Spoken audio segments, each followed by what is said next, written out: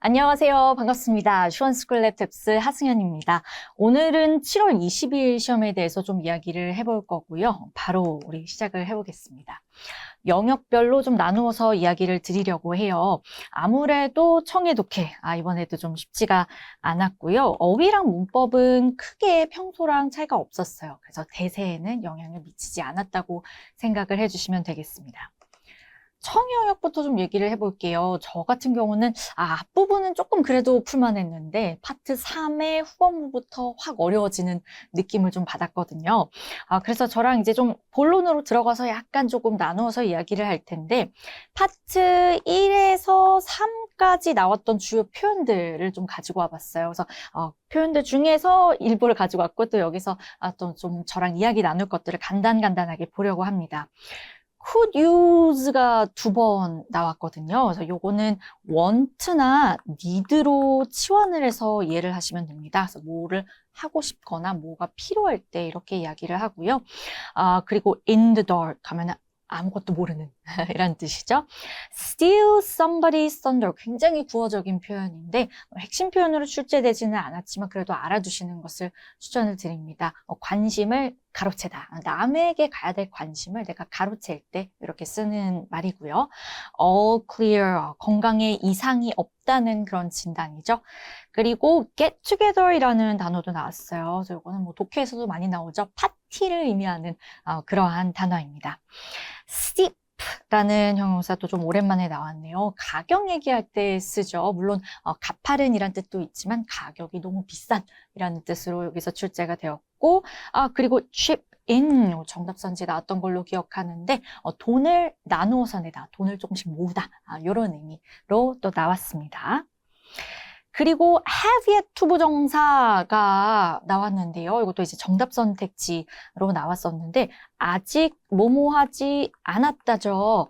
근데 이게 문법 영역에서도 나왔었어요. 문법 영역에서 yet 채워 넣으세요 라는 문제로 출제가 되었습니다. 그래서 다 이렇게 연결되어 있으니까 여러분이 좀 평소 공부를 하실 때도 다른 영역들을 염두에 두면서 공부를 한다고 생각하시면 되겠고요.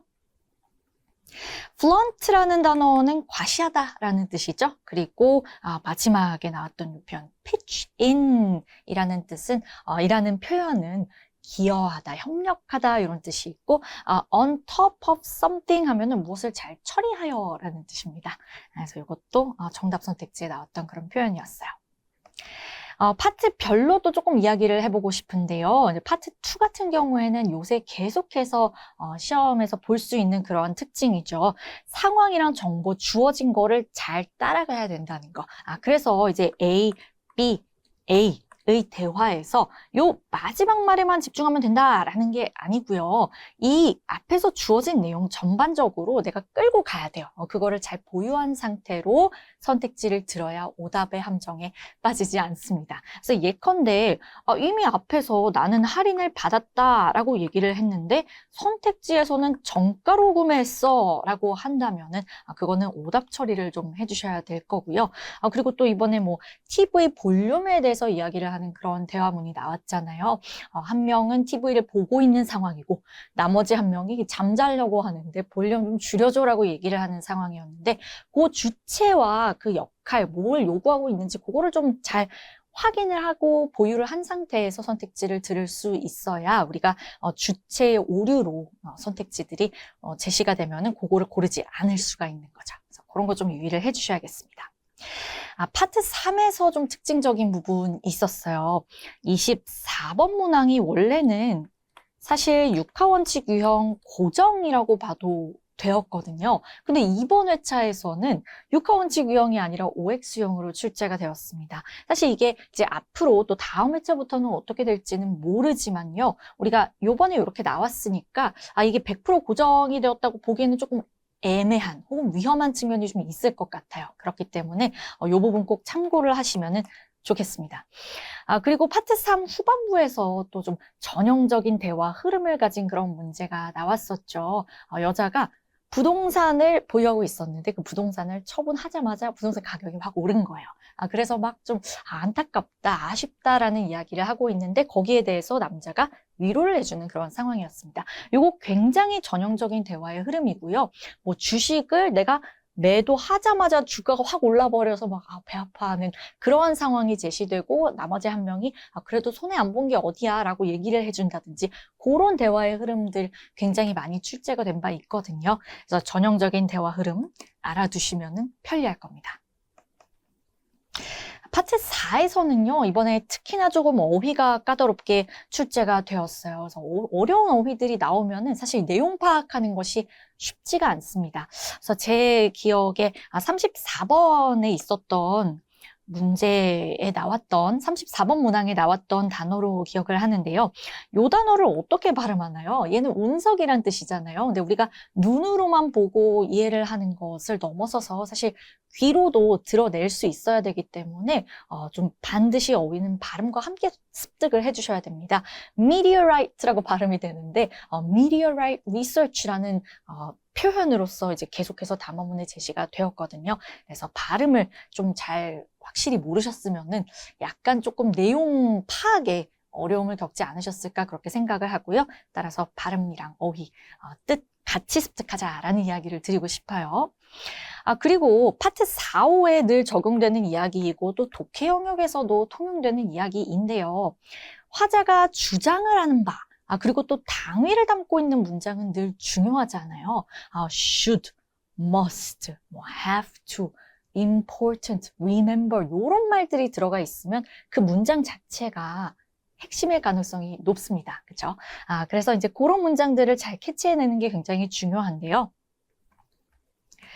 파트 4의 후반부 문항에서요, 우주 탐사와 관련된 어떤 국제 조약이 lag behind 하고 있다. 좀 뒤쳐져 있다. 그래서 요거를 우리가 조금 개정을 해야 될 필요가 있다라고 이야기를 하는 그러한 담화문에서 이런 문장이 나왔습니다. 그래서 UN에게 이러이러한 책임이 있습니다. 라고 이야기를 하는 요 문장을 캐치를 해주시는 것이 담화문의 핵심을 이해하는 것과 직결되어 있었어요. 그래서 핵심을 잘 찾아내는 것, 잘 잡아내는 것에 집중을 하기 위해서는 우리가 주장을 담고 있는 문장, 당위를 드러내는 문장 잘 이해하고 또 캐치를 하는 것이 중요하겠죠. 파트 5 같은 경우에도 또 이제 오늘이 아니라 20일이죠. 7월 20일에 있었던 시험 37번, 38번에서는 뭐 호랑이 문제가 나왔었고요. 요거 이제 소재가 그렇게 어렵진 않았지만 또 이제 유형이 약간 우리를 좀 곤란하게 만들어서 쉽지만은 않았어요. 39번, 40번 같은 경우에는 늘 좀 쉽지 않은 그런 소재가 배치가 되기는 하는데 이번에는 특히나 조금 요구되었던 능력이 담화문의 구조를 잘 파악하는 그런 능력이었습니다. 그래서 우리가 늘 평소에 공부를 할 때요. 스크립트를 가지고 담화문의 구조 파악하는 것 잘 해주셔야 됩니다. 그래서 이제 예를 들자면요. 39번, 40번이 미세먼지로 인해서 발병이 되는 A라는 질환에 대한 것이었어요. 그래서 구조를 조금 잡아드리자면 초반부에는 이 미세먼지에 대해서 좀 얘기를 하고 그것과 관련해서 A라는 질환이 있다는 것을 제시를 합니다. 그 다음에 그 발생 메커니즘에 대해서 학계에 가설이 2가지가 있는데 라고 얘기를 하면서 첫 번째 가설을 좀 소개를 쭉 하고요. 그 다음에 2번째 가설을 소개를 쭉 하고 2번째 가설과 좀 관련 지어서 이거랑 비슷한 메커니즘으로 미세먼지 때문에 인지 기능이 떨어질 수도 있다는 의견이 있는데 요거는 좀 과학자들이 추가 연구를 해야 될 것 같아 라고 얘기를 하면서 그런 담화문이 마무리가 되는 그러한 상황이었어요. 그래서 우리가 이제 요거를 들으면서 좀 잘 해낼 수 있으려면은 평소에 복습하는 과정에서 담화문 구조 분석이 굉장히 필요하고 또 필수적입니다. 그래서 꼭 기억을 해주시면 좋겠어요. 넘어가서 우리 이제 어휘 영역 좀 이야기를 나눠보겠습니다. 평소랑 큰 차이는 없었는데요. 좀 어려운 문항들은 늘 어렵잖아요. 네, 근데 하지만 또 이제 지난 시험, 요번 시험에서는 개수가 그렇게 많지는 않아서 대세는 크게 지장은 없었을 것이다 라고 생각을 합니다. 한 가지 좀 짚어보고 싶은 그런 문제가 있는데요. 정답이 incumbent에 해당하는 그런 문항이었습니다. incumbent라는 단어는 사실 우리가 어떻게 알고 있냐면 재임 중의 현직의 이런 뜻으로 알고 있죠. 그래서 incumbent president 이런 식으로 쓰면은 현직 대통령 이런 식의 의미잖아요. 그래서 명사 앞에 쓰는 incumbent는 사실 공부를 좀 열심히 하신 분들이면은 잘 알고 계실 겁니다. 근데요, 이번 시험에 나왔던 거는 명사 앞에 쓰는 incumbent가 아니라 이 be 뒤에 쓰는 incumbent였어요. 그래서 요때의 incumbent는요, 의무로서 반드시 뭐뭐 해야 하는 이라는 의미를 가지게 되고요. 얘는 incumbent upon, incumbent on 하고 이제 뒤에 사람이나 어떤 주체가 나옵니다. 그래서 요거 좀 많이 풀면서 굉장히 어렵다고 생각을 했는데 20번대 후반대에 역시나 배치가 되어 있었어요. 문법 영역 같은 경우에도 특별히 뭐 특이점은 없었습니다. 전반적으로 평이했고요. 다만 파트 3에서 이제 정답 선택지가 뒤에 좀 많이 배치가 되어 있어서 아마 시간 소요가 조금 더 되었을 수도 있어요. 하지만 그래도 대세에는 지장이 없었을 것이다 라고 생각을 합니다. 약간 좀 특이한 문제가 있었는데요. 이번 회차에서는 부사절 접속사에 대해서 묻는 문제가 직접적으로 나오지는 않았어요. 그래서 요거는 출제되지 않았는데 명사절 접속사 문제가 하나가 출제가 되면서 여기에서 이제 선택지를 통해서 부사절 접속사에 대해서 우회적으로 물어보는 그러한 식으로 문제가 좀 출제가 되었습니다. 그래서 문제를 좀 약간 비슷하게 만들면은 요렇게 되겠고요.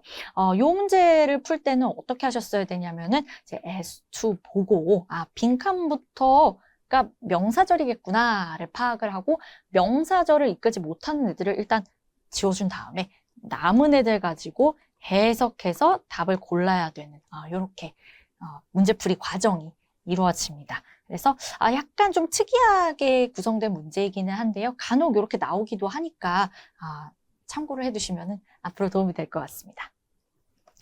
파트 3 얘기를 조금 해볼게요. 그래서 26번 같은 경우에는 작년 얘기를 하는 거니까 현재 시제가 아니라 과거 시제를 써야 돼. 이렇게 물어보는 것이었고요. 27번 같은 경우에는 동사가 이미 있기 때문에 또 동사가 나오면 안 된다라는 것을 물어보는 그러한 문제였죠. 그리고 또 being 뒤에는 부사가 아니라 형용사가 나와야 되니까 이제 그거를 캐치해나라는 문제가 또 있었고 29번에서는 뭘 물어봤냐면 타동사 뒤에 목적어가 없어서 요거 조금 이상하다라는 거를 캐치를 해서 수동태로 고쳐줘야 되는구나를 물어보는 문제가 있었습니다.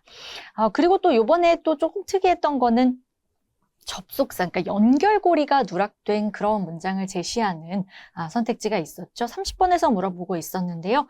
완전한 문장과 완전한 문장은 쉼표로만 연결될 수는 없어요. 연결고리, 연결장치가 필요합니다. 그래서 읽으면서 좀 이거 이상한데? 라고 파악을 하라는 것이 이제 출제자의 의도였죠. 자, 이어서 마지막 영역인 독해입니다. 독해 영역 같은 경우에도 좀 본론으로 바로 들어가 보도록 할게요. 우리 파트 1부터 좀 이야기를 시작을 해볼 텐데요.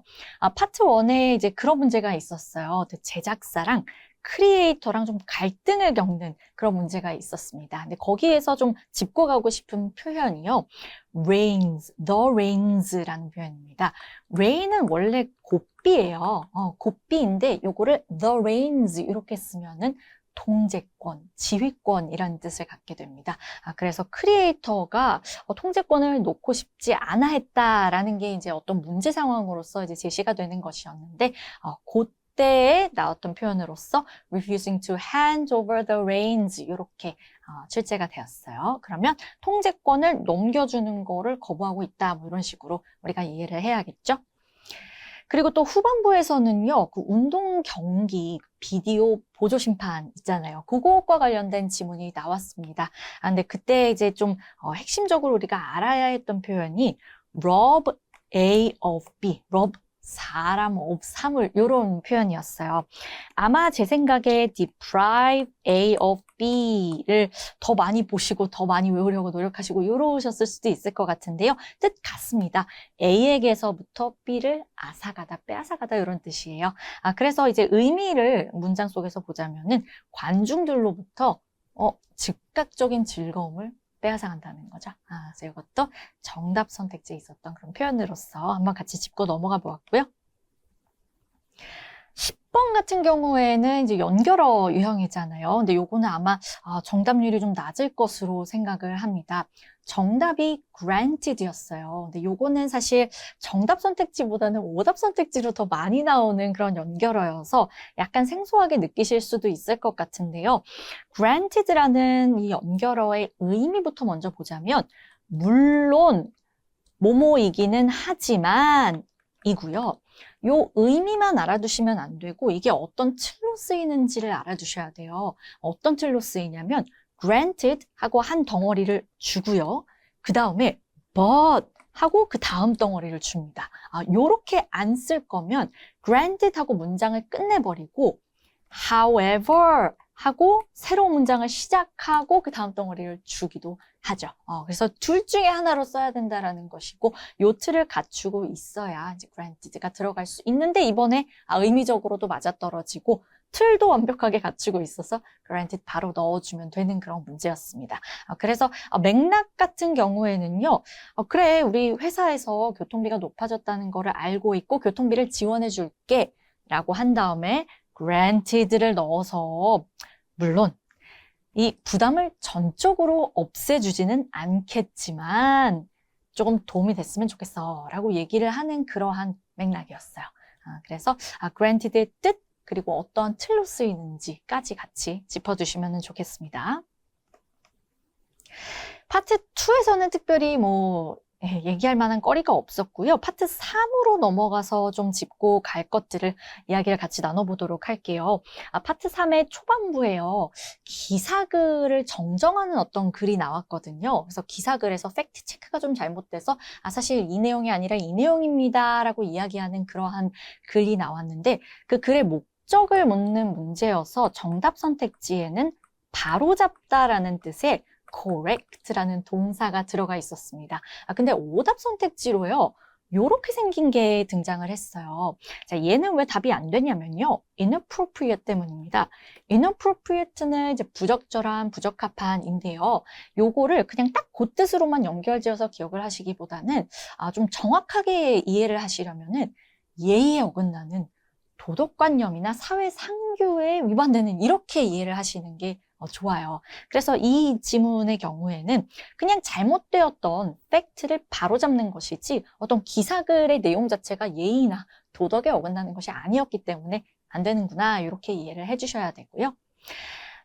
또 15번이었던 걸로 기억하는데 비행기에 창문 떨어져 나간 그런 지문이 있었잖아요. 내용도 되게 다이내믹했는데 막 파일럿이 그 기압 차이 때문에 창문 밖으로 이렇게 막 상체가 나가서 상체는 나가고 다리를 막 승무원들이 붙잡고 있고 이런 상황이 주어졌던 그런 지문이었어요. 근데 거기에서 이제 오답 선택지 중에서 뭐가 있었냐면 승무원들이 파일럿의 생명을 그들 자신의 생명보다 더 우선시했다 이런 내용이 있었습니다. 근데 승무원들은 사실 주어진 상황에서 이제 최선을 다했을 뿐이고 어떤 본인들의 생명을 희생하면서 파일럿의 생명을 살렸다 이런 상황은 아니었기 때문에 이제 이런 거는 고르면 안 되는 거죠. 그래서 너무 나아갔다, 지문을 오독했다 라고 볼 수 있는 그러한 선택지였고요. 그 다음에 우리 17번부터 22번까지 중에서 육하원칙 유형이 3문항이나 나왔어요. 그럼 조금 많이 나온 편이긴 하거든요. 그러면 어떻게 해야 하냐면 시간 절약을 해주셔야 됩니다. 그래서 빠르게 이제 질문을 통해서 우리에게 요구하는 내용이 뭔지를 인지를 해주시고 그리고 굉장히 그 내용을 찾기 위한 독해를 해주셔야 됩니다. 그래서 내용이 나왔다면 더 이상 그 지문에 집착하거나 선택지에 집착하지 않고 다음 문항으로 넘어가 주실 수 있어야 돼요. 그래서 요 육하원칙 유형이 많이 나오면 많이 나올수록 그만큼 시간을 절약할 수 있는 거라고 생각을 해주셔야겠죠. 22번은 OX유형으로 출제가 되었습니다. 그래서 요거는 이 플라티퍼스라는 어떤 생명체, 생물에 대한 그런 이야기를 다루고 있었는데요. 우리가 OX유형에서요.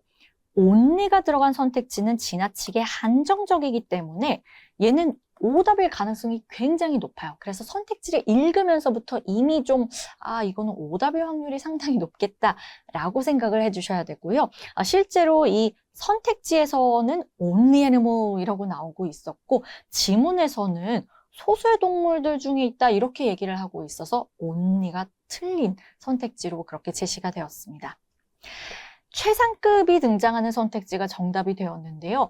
선택지에 최상급이 등장하면 그게 반드시 지문에 명확한 근거가 있어야 답이 될 수가 있습니다. 근데 이 선택지의 경우에는 D였던 걸로 기억을 하는데 이 선택지의 경우에는 지문에 명확한 근거가 있었어요. 그래서 얘는 정답이 잘 될 수 있는 그런 경우였습니다. 또 추론형 세 개 중에서 조금 풀만했던 게 이제 23번이죠. 23번에 보통 I, we 뭐 이런 게 들어가는 그런 수필이나 아니면 문자 메시지나 간단한 메일 같은 것이 등장을 하는데요. 요번에도 23번 하나 좀 약간 그나마 쉽게 출제가 되었네요. 여기에서 좀 보고 싶은 단어가요. withhold라는 단어입니다. withhold는 무엇을 주지 않다요. 그래서 임대인이 임차인에게 뭐 문자를 보내고 항의를 하고 경고를 하면서 I will withhold my rent 이렇게 나왔거든요. 내가 월세를 주지 않겠습니다. 월세를 내지 않겠습니다. 라고 이야기를 하는 거예요.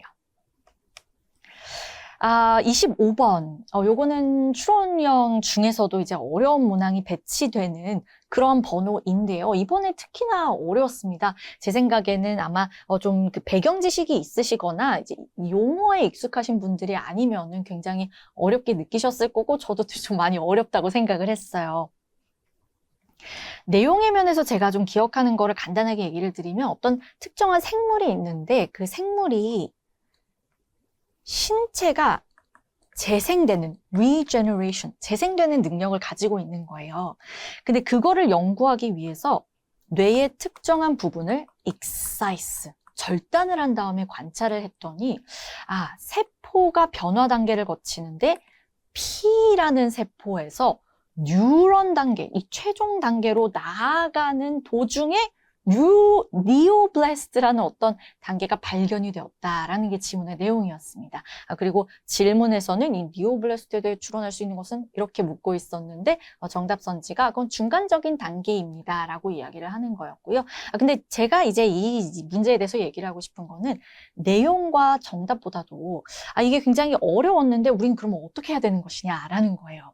일단 과감하게 넘어가는 것도 굉장히 중요하고 필요한 능력이라고 생각을 합니다.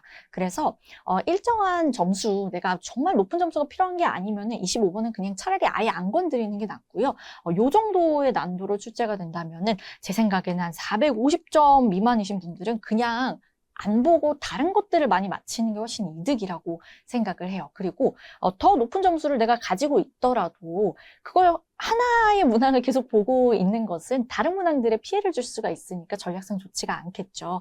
그래서 이미 쏟은 시간은 그냥 매몰 비용이라고 생각하고 빠르게 답을 고르고 최선을 다하고 넘어간다든지와 같은 그러한 판단력이 좀 필요합니다. 만약에 이렇게 생긴 문제를 내가 손대서 푼다.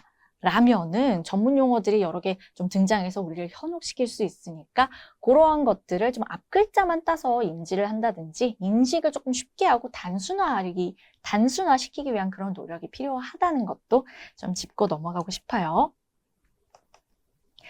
파트 4도 조금 중간중간 함정들이 있었습니다.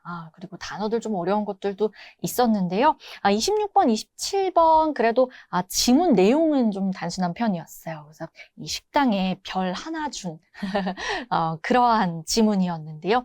이 식당의 후기에 대해서 이야기를 하고 있는 것이었기 때문에 지문의 형식이나 뭐 형태나 아니면 내용 자체가 그렇게 복잡하지는 않았습니다만 27번이 추론 유형으로 출제가 되었기 때문에 그거 유형 확인하고 지문 내용을 굉장히 좀 꼼꼼하게 보셨어야 돼요. 실제로 그렇게 해야 27번이 풀렸고요. 26번 같은 경우에는 not 유형으로 출제가 되었습니다. 그래서 불만 사항이 아닌 것은? 이라고 물어보는 문제가 출제가 되었는데 이거 정답이 뭐였는지 기억을 하실까요? 불만 사항이 아니었던 것은요. 음식이 차갑게 서빙되었다라는 선택지였습니다. 그래서 음식이 차갑게 나온 게 아니라 음식이 한꺼번에 나왔기 때문에 먹을 때쯤에 메인 요리가 차가워져서 그게 불만이었던 거다라는 점을 이해를 할 수 있어요. 26번을 잘 맞힐 수 있었어요. 이 not 유형이요. 유형 자체가 그렇게 많이 나오는 유형은 아니에요. 그래서 안 나오는 회차도 있고 나오면은 한 개 정도가 나옵니다. 근데 제가 추천드리는 방식은 일단 지문에서 not이 있다는 것을 잘 포착을 해주셔야겠죠. 그리고 선택지들을 한꺼번에 쭉 읽으면서 내용을 확인하시고 약간 키워드를 내 머릿속에 박아두는 거를 좀 추천을 드려요. 그래서 약간 좀 그렇게 해두신 다음에 그 다음에 지문 읽으시면서 정보 판단하시는 것 추천을 드리고 싶습니다. 조금 더 뒤쪽에요. 투자자 얘기를 하는 그런 지문이 나왔어요. 투자자가 굉장히 좀 유명한 대규모 투자를 할 수 있는 그런 투자자여서 renowned라고 표현을 하는 그런 단어도 있었는데요. 요 지문이요. 단락구별이 없었습니다. 근데 파트 4는 보통은 단락구별이 되어 있거든요. 근데 만약에 단락구별이 없다 하면은 약간 내가 의식적으로 셀프로 단락구별을 하는 것이 좋습니다. 그래야 내용이 조금 더 잘 정리가 되거든요. 단어와 표현을 좀 보고 싶은데요. 중간에 rebuff라는 단어가 있었어요. 좀 생소하실 수도 있을 것 같습니다. 거절하다, 퇴짜 놓다 이런 뜻이고요. 그리고 strings라는 단어도 좀 보고 싶어요. strings는요. 조건이란 뜻입니다. 그래서 다른 단어로 바꾸자면은 conditions랑 똑같아요. 조건, 부대 조건 할 때 그 조건이에요. 그래서 만약에 with no strings attached 하면은 아무런 조건 없이 뭔가를 해준다는 것이고요. 여기에서는 그 투자자가 내가 투자할게 하면서 회사의 경영권에 조금 간섭을 하고 싶어 하는 상황이었어요. 그래서 거기에 대해서 이렇게 말을 하는 거였습니다. 그의 투자 제안은 너무 많은 부대 조건을 수반합니다. 라고 이야기를 하는 그런 상황이었습니다. 그래서 with no strings attached라고 할 수도 있지만 여기에서는 with too many strings attached라고 이야기를 한 거죠. 그리고 또 이제 배우랑 감독 얘기하는 그런 지문도 있었죠. 근데 요 지문 같은 경우에는요, 고유명사가 좀 많이 나왔습니다. 그래서 사람 이름들도 막 많이 나오고요. 막 작품명도 나오고, 그 작품에 나오는 그 배역의 명도 나오고, 좀 조금 정신이 없었어요. 그래서 요런 지문일수록 내가 정신을 놓지 않도록 사람 이름 같은 거, 혹은 고유명사 같은 거, 앞글자 따서 좀 인식을 하거나 아니면 아예 도형화시켜서 뭐 동그라미, 세모, 네모 이런 식으로 구별을 하기 위한 그런 노력이 필요합니다. 여기에서도 좀 표현이나 단어들 짚고 가고 싶은 것이 있는데요. 아까 봤던 것이긴 한데 inappropriate가 그냥 부적절한, 부적합한 하면은 확 와닿지 않으니까 예의에 어긋나는, 도덕관념이나 사회상규에 어긋나는 이렇게 이해를 하시라 그랬죠. 그래서 요게 이제 정답 선택지로 나왔던 그러한 이야기였는데 이 내용상 감독이 배우를 자르면서 저 배우 연기 못해 하고 자른 상황이었어요. 근데 배우가 연기를 못한다는 것을 배우의 에이전트가 이 배우에게 직접 전달을 한 겁니다. 그러니까 안 좋은 말을, 감독이 배우에 대해서 했던 안 좋은 말을 배우에게 직접 전달을 해버린 거죠. 근데 그것에 대해서 감독은 그거 좀 예의에 어긋나게 행동한 것 같아 라고 얘기를 했다는 것인데 여기에서는 inappropriately라는 단어가 적절하게 잘 쓰인 것이죠.